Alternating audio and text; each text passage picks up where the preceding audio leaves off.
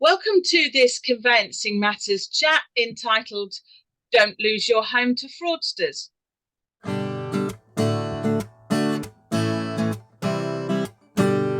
Welcome to Conveyancing Matters with Lorraine and Stu. Join us for a chat about all things property. So, welcome to our Conveyancing Matters chat entitled Don't Lose Your Home to Fraudsters. For those of you who don't know and don't watch us, because we're hoping to talk to a wider audience today, Stu and I have been doing Conveyancing Matters for a couple of years now, haven't we, Stu? I'm a solicitor and legal trainer. Tell our lovely audience a little bit about yourself before we jump into property fraud. Right, okay, so I'm what's called a licensed conveyancer. So that's a specialist in property law and generally people that are selling and buying houses. Yeah, and Stu and I got together. I do lots of property training and I'm a solicitor specialising in property work. And we've been talking to the conveyancing industry for the last couple of years now about all things conveyancing. But the issue of property fraud and particularly fraudsters selling selling a property that doesn't belong to them comes up a lot in the news. So we thought, Stu, didn't we, that we would perhaps talk to the homeowner for a change on Conveyancing Matters. Definitely. Well, it's a growing area, isn't it, of fraud in general. It's one of those that if somebody hits it lucky, they walk away with a hell of a lot of money. So it's something now that, has come more and more into the public eye, isn't it? It's been affecting law firms now for a while, and we're sort of targeted probably almost on a daily basis. So it's time we sort of try to put more information out to the public. Yeah, absolutely. So who are we hoping is going to be watching and listening to this Conveyancing Matters chat, Stu? Anyone that owns a property, simple as that. Yeah, absolutely. Any homeowner. But I think it's fair to say that properties that are particularly at risk, and if you fall into these categories, you should prick up your ears. Perhaps you work away from your property, or you're a property investor, or of course, perhaps a buy-to-let landlord. If you're not concerned about property fraud yet, then frankly, you should be. And Stu, we reported a year ago now, didn't we, in November 2021, about the Luton vicar who lost his home. It was widely reported, wasn't it? Yeah, it was, I suppose, a case that was in the press that brought property fraud to the forefront of a lot of people's minds. And I think there was a lot of surprise that actually it could happen. That's probably the biggest thing that came of that case, isn't it? The shock that actually you could lose the property that you own, something that you think bricks and mortar would be safe, but it's not always the case, is it? Yeah, absolutely. And, fraudsters are getting more and more inventive. And, a Luton vicar who was working away, owned a property, essentially went back to it to find somebody else living there who purportedly had bought it from a fraudster. I think what's interesting and worrying for homeowners and investors, Stu, is that a year on from that story, the BBC are reporting that the Luton vicar still hasn't got his house back. He's still fighting for compensation, and the police investigation is still ongoing. So it's very much a situation to be avoided. But you saw, 12 months. Fast forward 12 months, Stu, another different type of fraud, but. What was the one you saw more recently? Well, it was a case in Cambridge, wasn't it, where somebody was arrested, a tenant in a property. Okay, so the exact kind of high risk scenario that you outlined earlier, whereby they changed their name by deed-poll and obtained, new ID, driving license, passports, whatever the case may be. And of course, because they did that officially, they were the same name as the owner of the property, and therefore were able to try and sell it, but luckily they got caught, didn't they? Yeah, I mean, this tenant got jailed for trying to sell their landlord's 3-bed house, as you say, in Cambridge. But and I think not that you don't want to put too many ideas in people's heads, but these days, Stu, we have digital everything, but it is still surprisingly easy actually for someone, particularly if they're purporting to be a tenant, to get a new driving license and basically rustle up identification documents that at least gives the impression that they're the property owner. But what I thought was interesting is how adaptable fraudsters are, because in the case that you mentioned recently, the house in Cambridge, the fraudster also created a fake estate agent and listed it online. So you know, those of you who are property owners who particularly, you know, don't live in the property, you know, have invested in property, you know, you have to guard against the inventiveness of fraudsters, it must be said. And as Stu, you know, you said, conveyancing firms have been at the forefront of this for a long time. But of course, you know, the Luton Vicar would attest, you know, it can be a really long and stressful process for the homeowner to try to get their property and their money back, even if they succeed. And of course, the police is going to be involved. There'd be a land registry investigation. And of course, the bottom line for homeowners, Stu, is clearly it's better for them to avoid the situation in the first place, isn't it? Obviously, most definitely, yeah. Yeah, absolutely. So what we wanted to do in this Conveyancing Matters chat, didn't we, Stu, was really try to talk to property owners about the sort of steps that they can take to protect themselves from property fraud in the first place. Now, it's fair to say that nothing is completely fail-safe, but nonetheless, it's worth thinking about all of these things. And I sort of wanted to kick off the vast majority of titles that people have to their property are registered with an organisation called the Land Registry, probably an organisation that pretty much everyone has heard of these days. And having title to your property means, you know, how you demonstrate that you own it. And most titles, as I've said, are registered at the Land Registry, which is a government agency, and it keeps a computerised record essentially of land ownership. But the more traditional form of land ownership is the unregistered system, whereby somebody proves they own the property by producing documents of title. And it may be, mightn't it, Stu, that there are perhaps still some unregistered titles out there, particularly perhaps if you are a personal representative and you are acting on, you know, your recently deceased mum or dad's probate sale, and they have got maybe still an unregistered title, and probate properties, empty properties, high value properties with no mortgage, they are all at-risk properties. So one of the first things you might want to do is actually sort of double check that your title is registered at the Land Registry.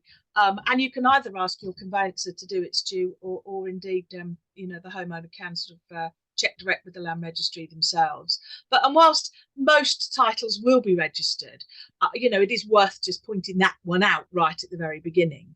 So I think what also, Lorraine, I think if you do own a property that is classed as unregistered, so you do have those title documents in a drawer somewhere, you can actually apply to the Land Registry to upgrade the title and register it. So definitely doing away with those old deeds and get it electronically registered at the Land Registry would only help. Yeah, absolutely. I mean, there are a couple of points to make there, of course, and that would be what's called a voluntary application for first registration. Most people these days would need a conveyancer to help them to do that.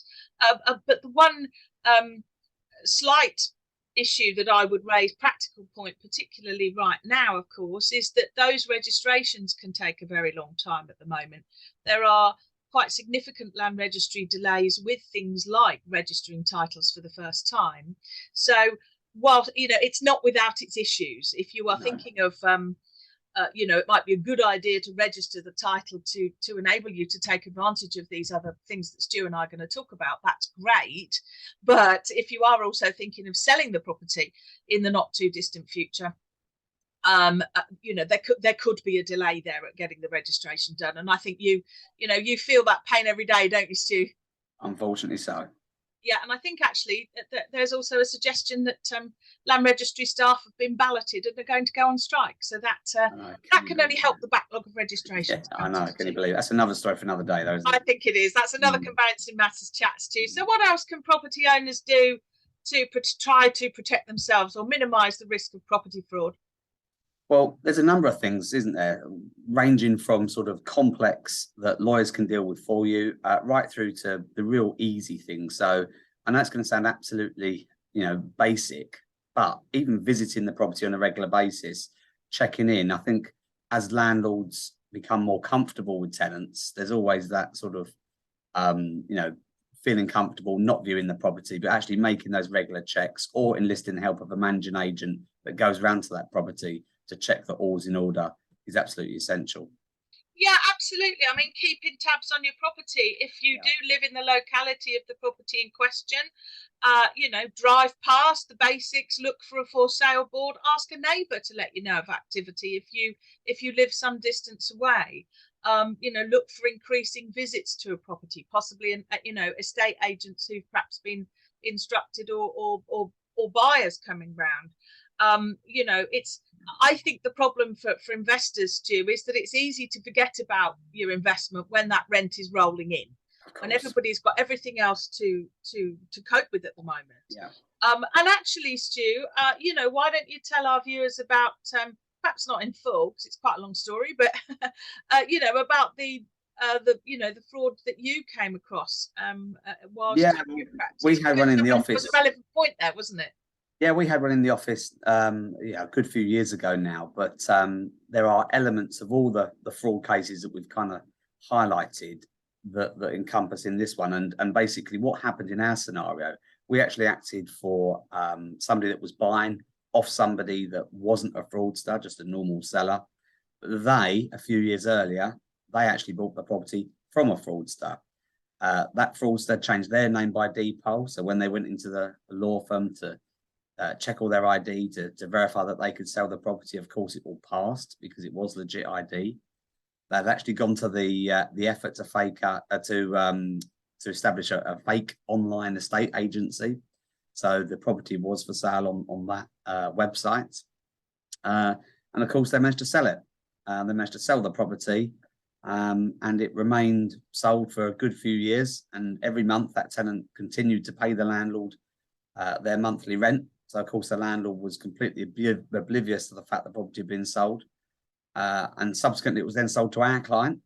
And it was only when the monthly rent stopped being paid that the landlord sort of knocked on the door and sort of said to our client, "Who on earth are you? Why are you in my property?" And it went from there, unfortunately. Yeah, I mean that's the sort of clever thing, isn't it? That they sort of carried on. Just to point out that my client actually lost their property as well. Although they were indemnified by the land registry, they did have to effectively move out. So they did lose the property that they bought. Well, actually when we did a Conveyancing Matters chat a year or so, Stu, about the Luton Vicar, I mean, that's one of the maybe perhaps a little bit less significant to an investor on one level if you're an investor watching this, because you might not have a practical emotional connection to a property that's your home. But as I say, if you're an owner and you're working away, you could lose your home and all the memories that have been made there and everything else. And investors are often very clever and about where they choose their properties, the location, the rent yields and all the rest of it, which of course is possibly why that property has been targeted by a fraudster in the first place. So I think it's a really good point actually, Stu, that even if you get the monetary compensation, you're potentially still going to actually not recover the bricks and mortar.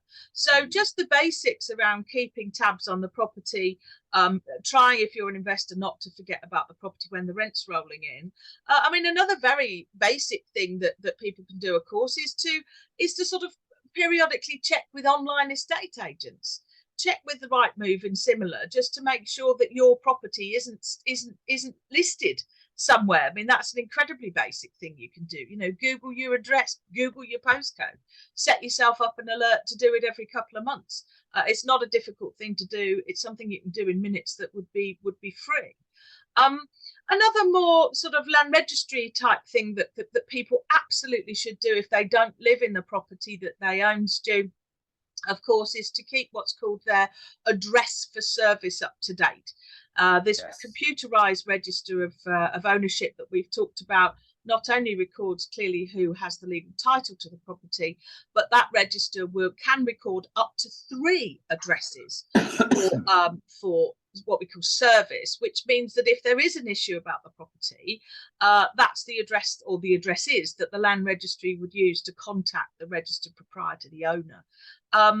And I think lots of people just allow their conveyancer, when they purchase a property, to automatically put the property address as the address for service. But of course, that could mean that the land registry is writing to the owner at the property when they don't live there. So what the owner needs to do is to make sure that the property address, their own home address, is also an address for service. And indeed, one of the addresses, because we can have up to 3 now, it can be an email. And the land registry and any solicitor that's worth their salt, any conveyancer worth their salt, would communicate with the owner at all 3 of those addresses. So it's really important. And actually, you can ask your conveyancer to do that, or indeed there's a land registry form that enables you to get your address up to service yourself. So again, completely free. So what else does the land registry offer to help? While we're talking about the land registry, they actually have their own sort of service. I think it's called Property Alert, isn't it? And it's completely free. So again, everybody would be silly not to look at this service. You can simply go online, go onto the land registry's website, and all you need to do is literally enter your property address on their portal. Basically, anytime somebody looks at the title to your property, you will receive an email notifying you that that's happened. Yeah, I mean, it's important. So if somebody tries to either use the property to raise money fraudulently or, of course, to sell it, part of the conveyancing process, Stu, for the benefit of our viewers that don't know, is that a conveyancer involved would do a search against the property. That search would often be done before, the house has been actually sold or the mortgage created. So what that does would be to alert, it's called Property Alert, the clue's in the title, it alerts the property owner to the fact that something is happening on their title, and if they're not expecting it to be happening, they need to contact the land registry straight away. Now, the Property Alert doesn't automatically block any changes being made to the register, but it does alert the property owner, hopefully to give them time to take it. And that for me is one of the really big ones, isn't it? And property investors, I'm sure many people would know, but they need to do it. It's free. It's free, and you can get alerts for up to 10 properties. That's really important. And many more conveyancers are now telling their clients about that, but I suspect there's still lots of people out there who don't know. And as I say, members of the public can just go onto the land registry website, Google Property Alert, and you'll find it, and do that for yourself. And of course, there's a more sort of slightly more technical one, Stu, isn't there? It's possible to put an anti-fraud restriction on your register of title, and this does stop the land registry from registering a sale, a change of ownership, or a mortgage, crucially, unless a conveyancer certifies that the sale or the mortgage was by the legal owner. So that is a higher level of protection, because the conveyancer acting for the owner has to provide a certification to confirm. Essentially, what they're saying is that they have carried out ID procedures, and they are satisfied that the party selling, which would be the owner, is the party that signed that transfer. But of course, Stu, you're a great fan of this as a property lawyer yourself at PCS Legal, but it's not without its issues, is it? Well, it's not without its issues. It wouldn't potentially, there's no guarantee that it will fight a fraud, but it does go a hell of a long way to it. The issues you will have, though, is number one, you've got to pay for it, and you'd have to pay a lawyer to potentially put that on the title. But it is a good idea. A restriction is what it sort of says on the tin. It restricts something happening. So if any lawyer that's acting for a potential buyer sees that on a title, they're going to raise questions about that restriction, and a seller's lawyer would then have to answer them. So it really is highlighting to a would-be buyer and a seller's lawyer that, this property has a lot more security surrounding it.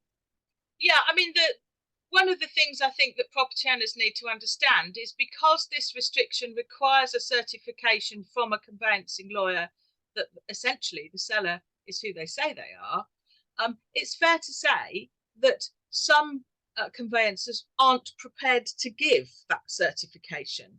So it can cause some delays if somebody's trying to just remortgage a property or sell it. That's not a reason not to do it, but I do think it's important to sort of highlight the upsides as well as the downsides. I think it's one of those, if you know that you have that restriction on the title to your property, you just have to be aware that it's there. And what that means is that when you are looking to refinance or remortgage or potentially sell, you need to address that restriction at the early stage. not leave it until you're notified potentially by a lawyer that it's there, because then time's of the essence and everything's really urgent. So if you can deal with it at an early stage, you stand a lot better chance of reducing those delays. Yeah, absolutely. And if, of course, the conveyancing firm acting for the legal owner, either selling or remortgaging, is carrying out their due diligence procedures properly, well, arguably they shouldn't have any problem with giving the certificate. And of course, if a homeowner goes back to their usual conveyancing firm and there's already a relationship there, then it's probably not going to be a problem at all. But as I say, those restrictions have had a little bit of bad press here and there, so I think it's fair enough to point them out, Stu. But nonetheless, I think it was the cost, isn't it? So of course you are paying for something, to happen. When they first came out, of course, I don't think the fraud was as highlighted maybe as it is now. So I think they fall into a category now where they're a lot more fit for purpose, aren't they? Yeah, and I think the land registry, do encourage property owners to do things themselves. And I think property owners can, there is a form that enables a property owner to put this restriction on the register for themselves. But if you ask a conveyancing firm to do it, and frankly, I would advise that you do, so you know what's happening and you know it's done properly, then clearly there are going to be, legal fees involved in that, but they're not going to be astronomical, are they, Stu? No. A typical cost is going to be, I would suggest, somewhere between £50 and £100. Yeah, so well, plus the dreaded old VAT, but so frankly, if you're a property owner, I would have thought that that would be a pretty small fee to pay, plus potentially a small land registry fee to have this much higher degree of protection to assist. And of course, if somebody unfortunately is a victim of property fraud, well, of course they're going to have to alert the police. There's an action fraud line, and they would also, if it's property fraud specifically, need to alert the land registry at reporterfraud@landregistry.gov.uk. We'll put that email address on the end of the video. But so Stu, just to recap then, so the steps that homeowners can take to try to protect themselves against property fraud, check that your title's registered at the land registry in the first place, do the basics, keep tabs on your property, ask neighbours to check if you're not local, check with the state, the online estate agents, make sure your property's not being marketed. And what would be the three key summary then for the land registry steps, Stu? Well, we've just discussed the land registry restriction. So if you're in the middle of buying particularly, I would definitely advise everybody gets that on there, gets it on the title. And you can apply independent if you're not buying. And of course, always use the property alert service that the land registry offer. The mere fact it's free, there's simply nothing to lose by putting your address on there. Yeah, absolutely. And make sure your land registry address for service on your register is up to date and includes your home address. And if you've got one an email address, if you use an email address. I think, we rarely as lawyers see email addresses on the title to properties. More and more as we go on, you'd think people using email, it would be something quite simple, but rarely do we see that. And I think, being alerted if there's a problem as early as possible is definitely an advantage. It is. I mean, the only slight caveat I would add to that, Stu, is that homeowners need to understand that the registers are matters of public record. Of course, yeah. So somebody can download your title, which of course is what makes fraud easier for fraudsters. So any details you have got on the register of title are available to anybody that wants to pay £3 for a copy of your title. So that's also worth remembering. But it's up to homeowners to weigh up what's most important to them. But well, Stu, I really hope that this has perhaps given people a little bit more of an insight into property fraud from a couple of property lawyers, and crucially has given some people, given homeowners some ideas of straightforward steps that they can take either themselves or in conjunction with their conveyancing firm to help them perhaps reduce the risk of being victim of property fraud. Definitely. So thanks. It's not to frighten everybody, is it? But it is a real risk that's out there today. Yeah, absolutely. As we've seen, and it's consistently reported on. And as we've seen, we'll perhaps finish where we started, Stu. The poor old Luton vicar is still without his home, still without compensation, and still in the middle of an investigation. So I think we'd all want to avoid that. So as you say, Stu, frightening people isn't the attention, informing people is. So thanks very much for that, Stu, and thanks everyone for watching. No worries. Take care. Bye. Bye.